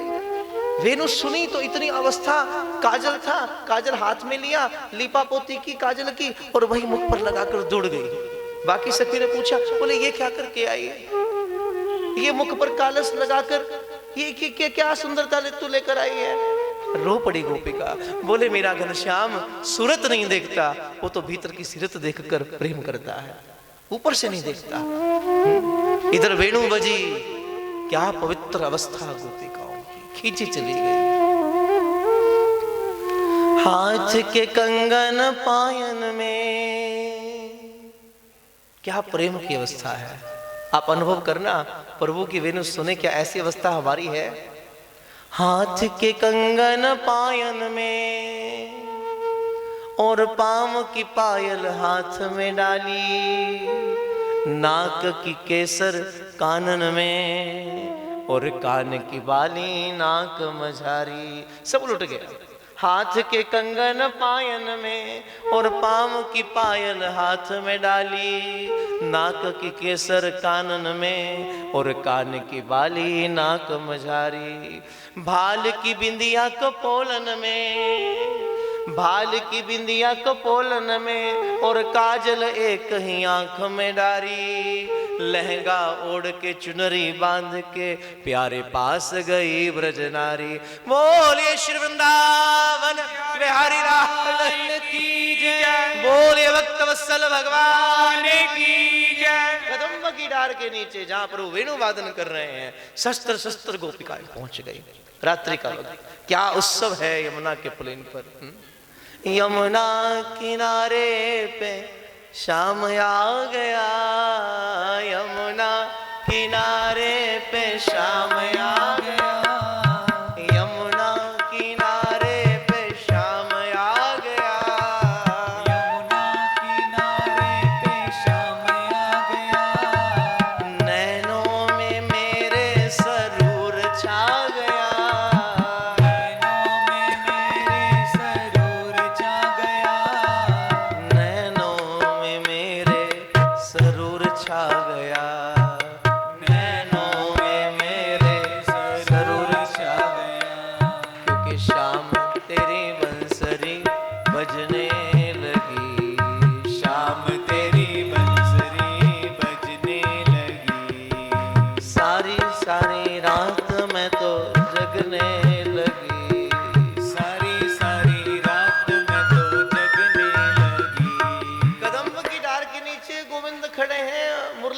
कर रहे हैं, शस्त्र गोपिकाएं घेर कर खड़ी हैं, अश्रुपात कर रही हैं, बदन रोमांच से भर रहा है, मन दिव्यतम हो गया, पुलकित हो गया। वेणु हटाई कृष्ण ने, नेत्र खोलकर देखे, शस्त्र शस्त्र गोपिकाएं। रात्रि के वक्त में भगवान ने कहा, गोपिकाओं इतनी रात्रि को वन में क्या कर रही हो? वन देखने आई हो? अच्छा देख लिया, जाओ, तुम्हारे पति इंतजार कर रहे होंगे, तुम्हारे घर वाले प्रतीक्षा कर रहे होंगे। बड़ी ठेस लगी दिल को। गोपिकाएं रो पड़ी, बोले निष्ठुर कन्हैया, पहले खुद वेणु वादन करके हमें निमंत्रण देते हैं, हम आ जाती हैं तो कितनी निष्ठुरता से कह रहे हैं चली जाओ। तो सुनिए घनश्याम, जाने नहीं आई, अब तो आपकी बनने के लिए आई, अब और अभिलाषा नहीं। और पूरे 10 श्लोक में श्री कृष्ण स्त्री धर्म सिखा रहे हैं। स्त्रियों को रात्रि के वक्त में बाहर नहीं जाना चाहिए, ये कुलीन घर की स्त्रियों का धर्म नहीं है, ऐसा करो वैसा करो। गोपिकाएं कौन सा कम है? अगर प्रभु ने 10 श्लोक में स्त्री धर्म सिखाया तो फिर गोपिकाओं ने 11 श्लोक में परमात्मा का धर्म सिखा दिया। इंदुलेखा ने कहा, कन्हैया एक प्रश्न है, अगर आज्ञा दें तो कुछ पूछ लूं? पूछो इंदुलेखा। प्रभु दूर ग्राम में एक स्त्री रहती है, सच्ची पतिव्रता है। जब तक पति को देख ना ले, पति की सेवा ना कर ले, उठकर उसकी पूजा ना कर ले, तब तक जल की भी एक बूंद नहीं लेती, घंटों बैठी रहती है। और एक दिन घनश्याम, उसका पति विदेश गया, उसने प्रार्थना की, हे गोविंद आप बताइए, वो स्त्री प्रार्थना करती है आप विदेश चले हैं तो मुझे संग लेकर चलें। बोले नहीं, कहाँ जाना कहाँ रहना अता पता नहीं है, तुम्हें कहाँ संग लेकर जाऊंगा, तू यहीं रह। लेकिन मेरा तो नियम है, जब तक आपकी सेवा ना कर लूं, पूजा ना कर लूं, मैं तो जल की बूंद भी नहीं लेती। तो पति ने अपनी एक तस्वीर दे दी, इंदुलेखा प्रतिदिन इस तस्वीर की सेवा कर लिया कर, इसे देख लिया कर, फिर अंजल ले लिया कर। बस फिर क्या था गोविंद, उसका पति विदेश गया, वो प्रतिदिन अपने पति की तस्वीर के सन्मुख बैठकर वो पूजा करती है, घंटों बैठी रहती है। और घनश्याम एक दिन कितने वर्षों के बाद वो कुटिया में बैठी है, द्वार बंद है, पति की तस्वीर सन्मुख है, पूजा कर रही है। अभी पूजा पूर्ण नहीं हुई, अधूरी है कि इतने में असली पति द्वार पर आ गया और द्वार खटखटा रहा है। गोविंद आप बताइए, वो तस्वीर की पूजा अधूरी छोड़कर उठकर द्वार खोले क्योंकि असली पति वहां है, या कि पहले पूजा पूरी कर ले फिर उठ कर जाए? गोविंद मुस्कुराए, नंदनंदन मुस्कुराए, हे इंदुलेखा तो कितनी भोली है रे। जब असली पति द्वार पर खड़ा है फिर तस्वीर की पूजा करने की आवश्यकता क्या है। इंदुलेखा मुस्कुराई तो प्रभु आपने उत्तर दे दिया, जब असली पति सरमुख खड़े हैं फिर संसार के पास जाने की आवश्यकता क्या है। आप तो प्राणों के पति हैं, संसार के साथ रिश्ता तो इस देह का है। देह छूट गई तो बताओ कौन पति और कौन पत्नी, कौन मां और कौन बाप। जब तक प्राण भीतर है, 5 भौतिक पदार्थों से बनी ये देह मात्र देह है, मात्र जड़ है। चैतन्य तो श्री कृष्ण है जो भीतर बैठे हैं। चैतन्य तो अंतर का वो परमात्म तत्व है। वो परमात्म तत्व निकला केवल भौतिक देह है। फिर केवल और केवल उस देह का किसी के साथ क्या संबंध है। क्या उसके बाद कोई कहता है पत्नी है, पति है, बच्चा है, माँ है, बाप है, कोई नहीं रखता। उसके साथ संबंध नहीं है। संबंध आप ध्यान दीजिए, मूल में अगर विचार करेंगे संबंध भौतिक देह के साथ हमारा नहीं है, संबंध तो चैतन्य के साथ है। चैतन्य निकला, जड़ को कोई नहीं रखता, छूट जाएगी। कोई रिश्ते की खबर नहीं, किसी चीज की खबर नहीं। प्रभु आप अंतरात्मा के स्वामी हैं, आप प्राणपति हैं, आपसे मिलने आए। भगवान बड़े प्रसन्न हुए और फिर यमुना के प्रेम पर रास शुरू हुई। बंसरी बजा के मेरा मन हर लिया, बंसरी बजा के मेरा मन हर लिया। ध्यान दे, अभी रास है, अभी रास है, फिर महारास होगी। अभी तो मिलन है, फिर बिछो है, बिछो के बाद महारास। बंसरी बजा के मेरा मन हर लिया, बंसरी बजा के मेरा मन हर लिया। कोई बात नहीं, अगर आज कुछ समय ज्यादा लगे तो बैठे रहना, क्योंकि कल हमने चले जाना है। फिर जब मिलन होगा तब होगा। आज की रात है, थोड़ा बैठ जाओ। बंसरी बजा के मेरा मन हर लिया, बंसरी बजा के मेरा मन हर लिया। तेरी मुरलिया कैसा जादू किया, तेरी मुरलिया कैसा जादू किया। यमुना किनारे मैं तो आ गई सांवरिया, यमुना किनारे मैं तो आ गई सांवरिया। ओ यमुना किनारे मैं तो आ गई सांवरिया, यमुना किनारे मैं तो आ गई सांवरिया। क्योंकि शाम तेरी बंसरी बजने लगी, शाम तेरी बंसरी बजने लगी। सारी सारी रात में तो जगने लगी, सारी सारी रात में तो जगने लगी। देखो यमुना के पुलिन पर शस्त्र शस्त्र गोपिकाएं श्री कृष्ण के साथ नृत्य कर रही हैं। दिव्यतम रास, एक रास है, एक नित्य रास है। नित्य रास माने केवल वृंदावन धाम की गोपिकाओं के साथ रास नहीं है, वृंदावन धाम के ग्वाल वालों के साथ भी कृष्ण की रास है, यमुना के जल के साथ भी रास है, ब्रज रज के साथ भी रास है, गैयों बछड़ों के संग भी रास है। रास जहां रस मिला श्री कृष्ण प्रेम का। और आज की रास ये गोपिकाओं के साथ। गोपिकाएं नृत्य कर रही हैं, बड़े आनंद मगन है, झूम रही हैं, गा रही हैं, अलौकिक आनंद गोपिकाएं जानती। लेकिन कहीं चलते चलते गोपिकाओं के मन में एक सूक्ष्म विकार पैदा हो गया। और वो क्या? सूक्ष्म अहम पैदा हुआ कि देखो ये ब्रजराज, ये ब्रजनंदन, नंदनंदन अनंत कोटि ब्रह्मांड के राजा हैं, हम इनसे प्रेम करती हैं, हम इनकी चाकरी करती हैं, लेकिन ये भी तो हमसे प्रेम करते हैं, ये भी तो हमारे लिए आए हैं। बस जैसे ही ये अहम पैदा हुआ गोपिकाओं के मन में, श्री कृष्ण समझ गए, बोले अभी भी मेरी गोपिकाओं के मन में एक विकार है, और जब तक ये सूक्ष्म विकार रहेगा तब तक ये मेरी प्राप्ति नहीं कर पाएंगी। इस भेद को भी खत्म करना पड़ेगा। और उसी वक्त श्री कृष्ण अंतर ध्यान हो गए, और जैसे अंतर ध्यान हुए गोपिकाएं छटपटाई, छटपटाई। अब रोती हैं गोपिकाएं। पर वो आधी रात के वक्त में आप कहाँ चले गए? और कहते रोती रोती गोपिकाएं इतनी तन्मय हो गई श्री कृष्ण प्रेम में, इतनी तन्मय हो गई कि एक अवस्था ऐसी आई गोपिकाओं की कि खुद कृष्णमयी हो गई। और इस अवस्था में जो गोपिकाओं ने गाया वो क्या है? प्रणय गीत। वो कौन सा गीत है? प्रणय गीत। प्रणय गीत में गोपिकाएं रोती रोती बिलखती हुई कृष्णमयी हो गई। उन्हें लगने लगा मैं ही कृष्ण हूं। गोपी को लगा मैं कृष्ण हूं। एक गोपिका कृष्ण बन गई, एक गोपिका पूतना बन गई। कृष्ण बनी गोपिका, पूतना बनी गोपिका का वध करने लगी, अभिनय करने लगी। इतनी तल्लीन होगी कृष्ण लीला में कि एक ऐसी अवस्था गोपिकाओं की प्रकट हो गई कि गोपिकाएं कृष्ण ही हो गई। देखो, महाराज से पहले ये सबसे दिव्यतमता है इस लीला की, गोपिकाएं खुद कृष्ण बनती हैं। गोपिकाएं बिल्कुल कृष्ण हो गई। लेकिन कृष्ण बनते ही गोपिकाओं का एहसास हुआ कि भगवान बनने में सुख नहीं है, जो सुख इनकी सेवा करने में है। कृष्ण बनने में सुख नहीं है, जो आनंद गोपिका में है, जो गोपिका के चित्त में आनंद है, जो गोपिकाओं के प्रेम में आनंद है, वो कृष्ण बनकर नहीं है। फिर गोपिकाएं गोपिका की अवस्था पर वापस आती हैं, फिर रोई। और फिर उस वक्त जो प्रभु को याद करके पुकारा गोपिकाओं ने, जो अंतर से जो वो दर्द उठा गोपिकाओं के अंदर से, जो वेदना उठी, वो गोपिका गीत है। पूरी भागवत का प्राण दशम स्कंद है, कृष्ण लीला।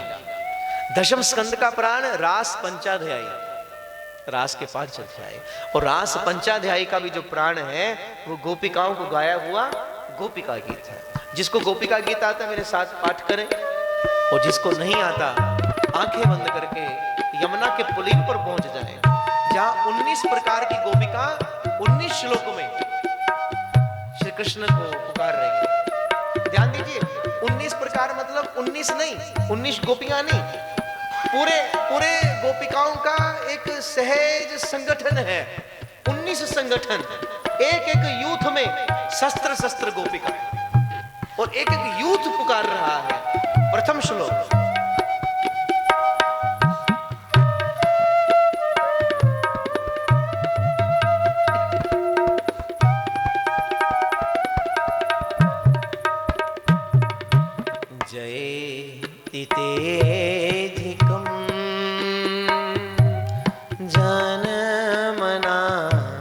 ब्रज श्रयत इंदिरा शाश्वत दयति दृश्यता दीक्षुता स्वइंद्रिता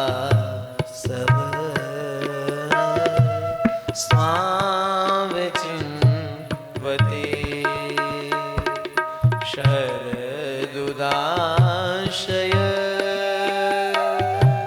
साधुजा सत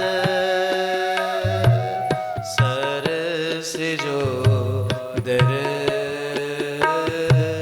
श्रीमुषा सूरत नाथ ते अशुल्क दासिका वरदनी न तो नेह किम बद। हे गोविंद, यूं तो ब्रज की शोभा अनुपम है, लेकिन जब से आप पधारे हैं भगवती लक्ष्मी वैकुंठ पर त्याग करके ब्रज के कण कण में समा गई। हे ठाकुर जी, क्या अस्त्र शस्त्रों से मारना ही वध होता है? क्या नैनन के बाण चलाकर मारना वध नहीं है? और हे गोविंद, आपने उसी तिरछी नजर के बाण चलाकर हमें घायल कर दिया है। हम आपकी चेलियां हैं, हम आपकी हैं। आधी रात के वक्त में यूं छोड़कर मत जाइए, हम अबलाओं पर कृपा करो गोविंद। अगर यूं ही छोड़कर जाना था तो क्यों बचाया दावानल की अग्नि से, क्यों बचाया कालिया के विष के प्रभाव से, क्यों गिरिराज जी को उठाकर हम की रक्षा की? हे प्रभु, आप कृपालु हैं। ना खलु गोपिका नंदनो भवा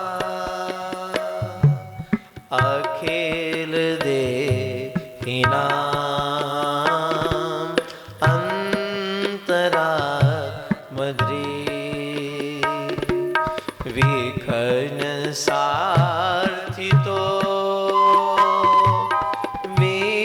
विश्वगुप्तय सख उदेवान् सात्वतां कुले ब्रज जनार्तिहन् वीरयोषिता निज जन स्मय ध्वंसन समी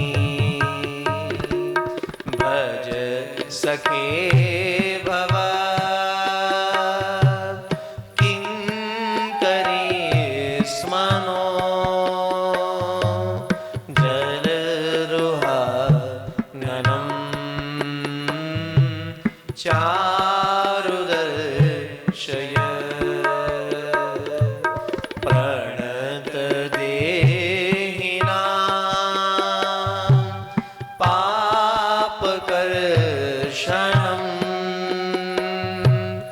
तृणचरानुगं श्रीनिकेतनम् फणिफणार्पितं ते पदाम्बुजं क्रीणुकुचे शुन कृन्देः क्षयं मधुरया गिरा वल्गुवाकया बुध मनो गया पुष्करे क्षण विधि करी रिमा वीरमोयति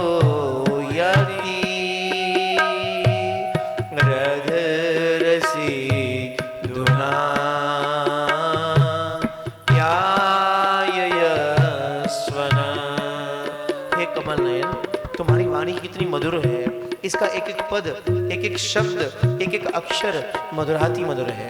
बड़े बड़े विद्वान तुम्हारी वाणी में रम जाते हैं, उस पर अपना सब कुछ न्यौछावर कर देते हैं। तुम्हारी उसी वाणी का रसास्वादन करके तुम्हारी आज्ञाकारिणी दासी गोपिकाएं मोहित हो रही हैं। हे दानवीर, अब तुम अपना वही दिव्य अमृत से मधुर अधर रस पिलाकर हमें जीवन दान दो, हमें जीवन छका दो।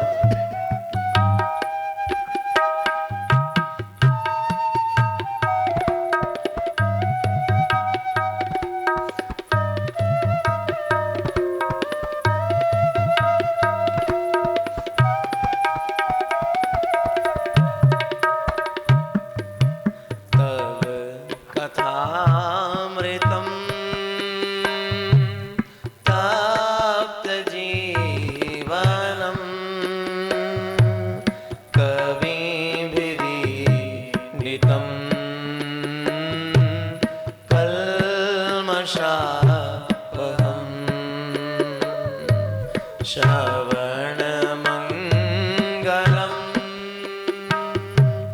श्रीमदाततं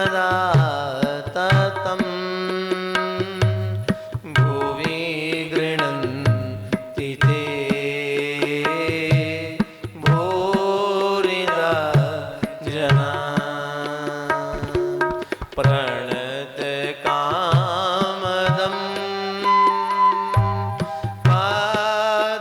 पद्मजार्चितं धरणिमण्डनं देवापदी सुरतवर्धनं शोकनाशनं स्वरितवे नुना चुम्बितम् इतररागवी स्मारणं निरा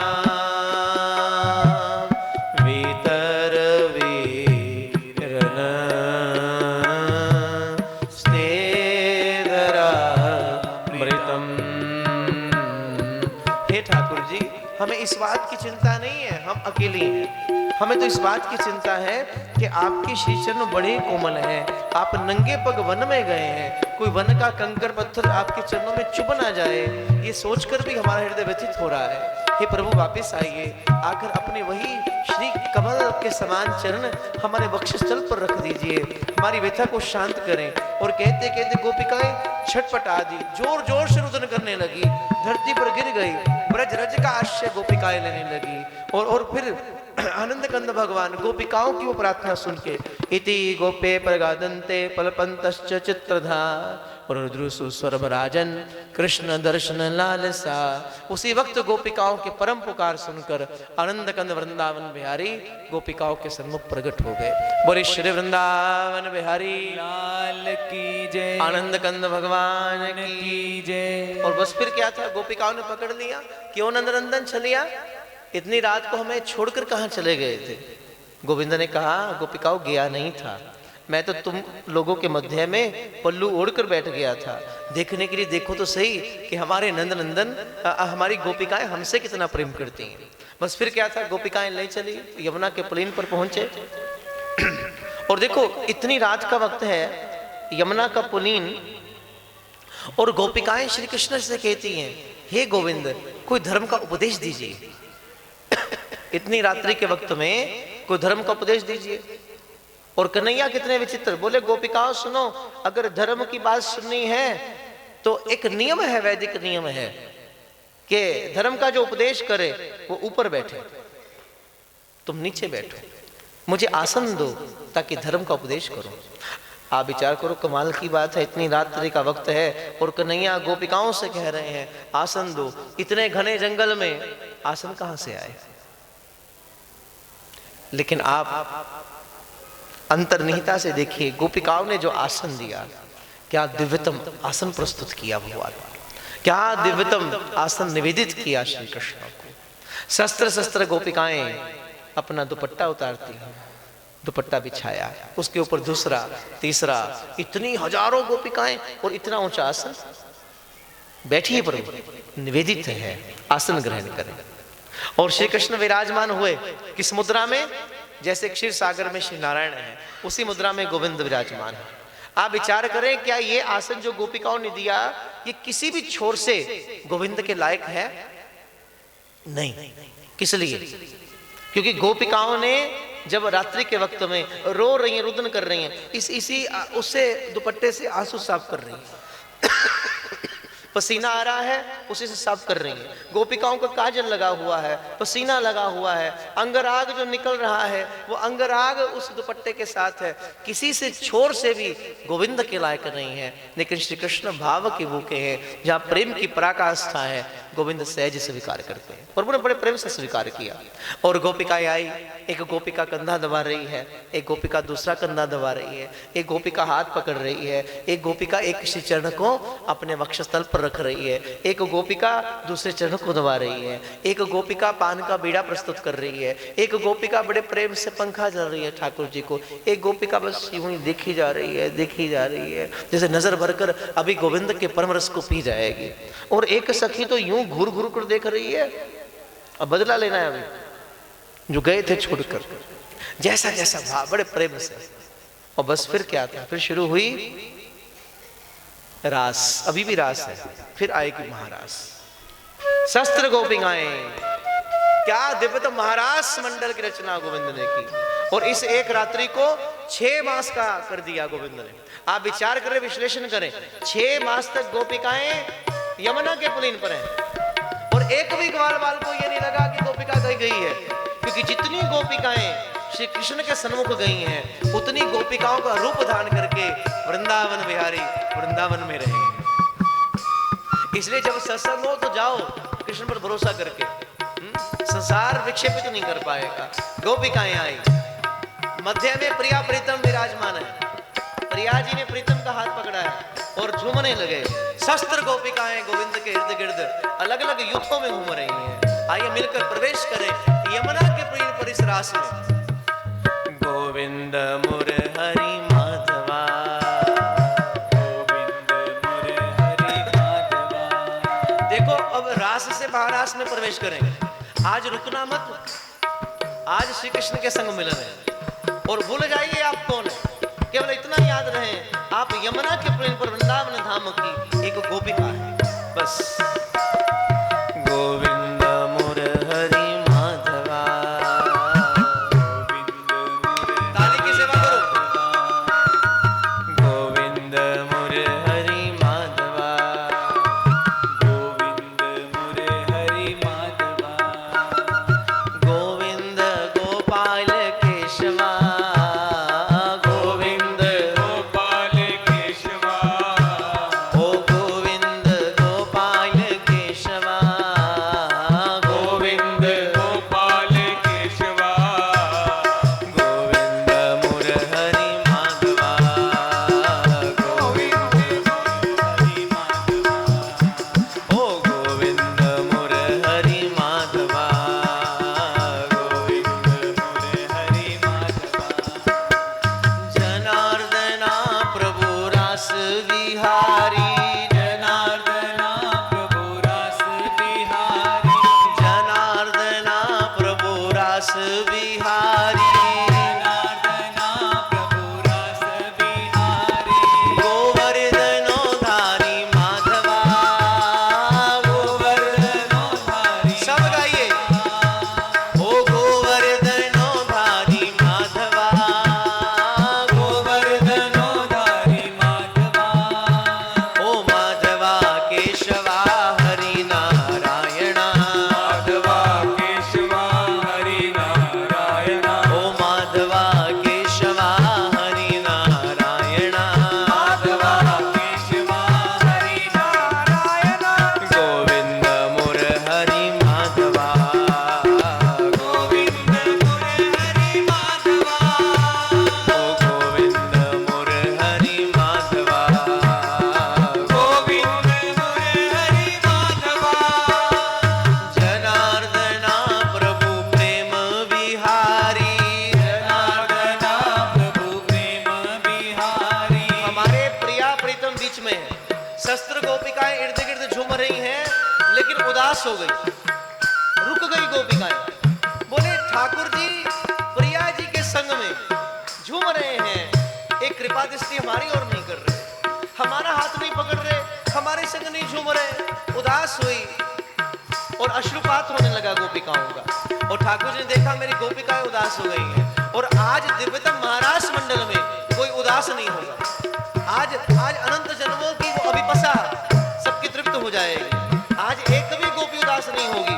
और उसी वक्त प्रत्येक चित्त की शुद्धि के लिए, प्रसन्नता के लिए जितनी गोपिकाएं हैं उतने वृंदावन बिहारी प्रकट हो गए। प्रत्येक गोपिका के साथ साथ एक एक कृष्ण प्रकट हुए और फिर शुरू हुई महारास।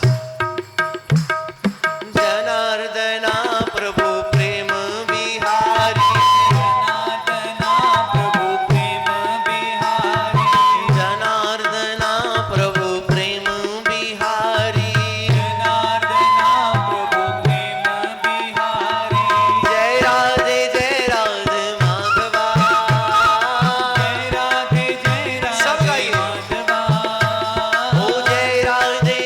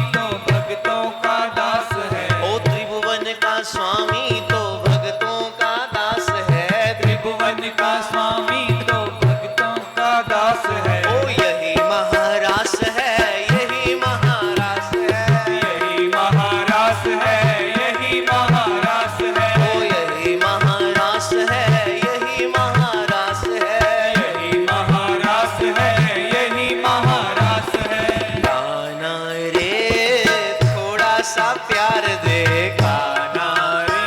जिसको चाहिए हाथ उठा के बोलो कान्हा रे थोड़ा सा प्यार दे कान्हा रे थोड़ा सा प्यार दे ओ कान्हा रे थोड़ा सा प्यार दे कान्हा रे थोड़ा सा प्यार दे ओ चरणों में बिठा के तार दे चरणों में बिठा के तार दे ओ चरणों में बिठा के तार दे चरणों में बिठा के तार दे ओ सृष्टि के कण कण में तेरा निवास है सृष्टि के कण कण में तेरा ही वास है ओ सृष्टि के कण कण में तेरा निवास है सृष्टि के कण कण में तेरा ही वास है यही महारास है यही महारास है यही महारास है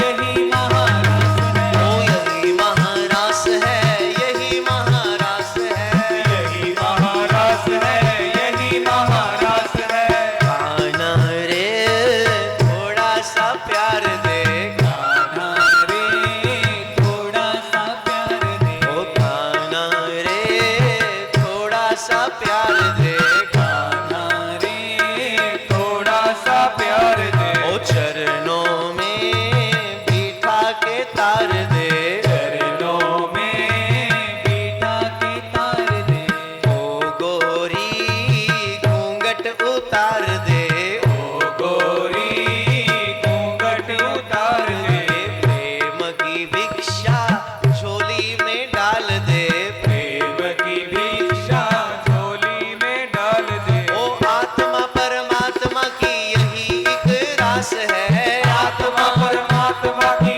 यही एक रास है ओ आत्मा परमात्मा की यही एक रास है आत्मा परमात्मा की यही एक रास है यही महारास है यही महारास है यही महारास है यही महारास है ओ यही महारास है यही महारास है यही महारास है यही महारास है ओ त्रिभुवन का स्वामी तो भक्तों का दास है त्रिभुवन का स्वामी तो भक्तों का दास है यही महारास है यही महारास है यही महारास है यही महारास है ओ सृष्टि के कण कण में तेरा निवास है सृष्टि के कण कण में तेरा ही वास है यही महारास है यही महारास है यही महारास है यही महारास है यही महारास है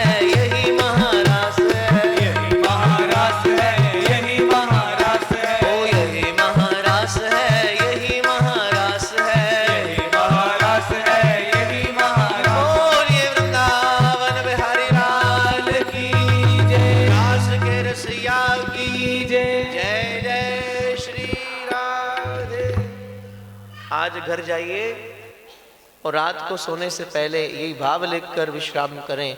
आप वृंदावन धाम की कोई गोपिका है, यमुना के पुलिन पर श्री कृष्ण के सन्मुख हैं, हो सकता है प्रभु कृपा कर दें और बिहारी जी आपके सन्मुख आ जाएं। प्रतिदिन घर में बैठकर रोज सोने से पहले रात को गोपिका गीत का पाठ करो। गोपिका भाव से भाव प्रतिष्ठित हो जाएगा, प्रभु कृपा करेंगे। साक्षात बांध के बिहारी जी का दर्शन होता है जब ये भाव प्रतिष्ठित होता है। आइए सब मिलकर प्रेम भाव से प्रभु चरणों में आज की कथा को विराम दें। समय काफी अधिक हो चुका है, फिर भी 2 मिनट